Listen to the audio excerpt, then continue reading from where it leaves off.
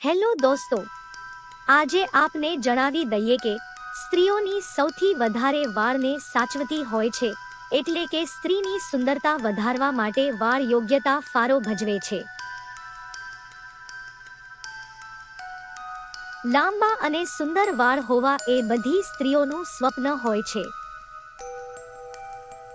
પણ આજના ભાગદોડ ભરેલા જીવનમાં વાળની કેર કરવી ખૂબ જ મુશ્કેલ છે. લાંબા વાળ ચોક્કસપણે સારા લાગે છે, પરંતુ તેને મેન્ટેન કરવા સરળ નથી.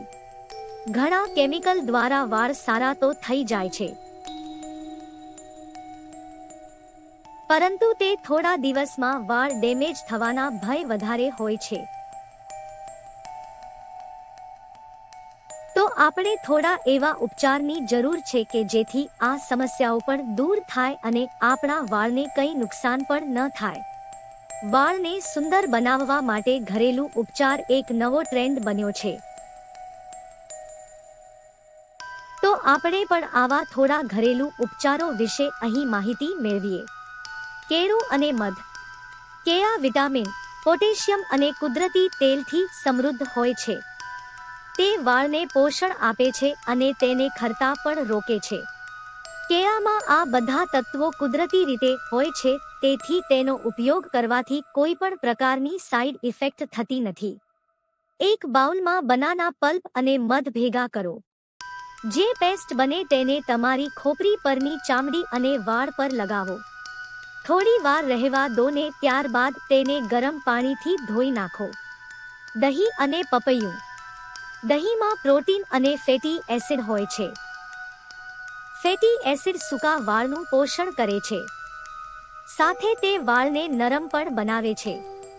પપૈયામાં પેપેઇન નામનો એન્ઝાઇમ હોય છે જે વાળને પોષણ આપે છે અને ખોડાની સમસ્યા દૂર કરે છે. દહીં અને પપૈયાના પલ્પને એક બાઉલમાં સરખી રીતે મિક્સ કરી આ મિક્સરને તમારા કેલ્પ પર 30 મિનિટ લગાડી રાખો. પછી માથું ધોઈ નાખો. આ રીતે અઠવાડિયામાં એક વાર કરવાથી તમારા વાળ વધારે મુલાયમ બનશે. આયુર્વેદમાં વાળની સમસ્યાઓ દૂર કરવા માટે શિકાકાઈનો ઉપયોગ કરવાનું જણાવ્યું છે. શિકાકાઈ વાળને સ્વચ્છ કરે છે. શિકાકાઈનો ઉપયોગ ઘણી હેર પ્રોડક્ટ્સ બનાવવામાં પણ થાય છે. તે વાળના ગ્રોથમાં પણ વધારો કરે છે.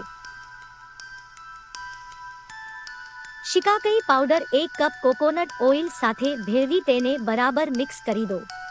ત્યારબાદ તેને એક બોટલમાં ભરી લો.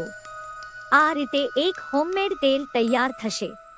અઠવાડિયામાં એક વાર આ તેલનો મસાજ તમારા કેલ્પ પર કરો. મસાજ પછી 35 થી 40 મિનિટ બાદ માથાને ઠંડા પાણી વડે સ્વચ્છ કરી નાખો. આ ઉપચારોની કોઈ સાઇડ ઇફેક્ટ નથી થતી. તમે આ બધા ઉપચાર ઉપરાંત સફેદ એગ, મધ, મેથી, ઓલિવ ઓઇલ અને દૂધીનો ઉપયોગ પણ વાળની કેર કરવા માટે કરી શકો છો. હેર ડેમેજ, હેર લોસ, ખરાબ વાળ વગેરેમાં આ બધા ઉપચાર કામ આવે છે. સાથે જ આ બધા પ્રયોગ કરવા ખૂબ જ સરળ છે. અમારી આ માહિતી સારી લાગી હોય તો અમારી આ ચેનલને સબસ્ક્રાઇબ કરવાનું ભૂલશો નહીં. Please like, share and subscribe.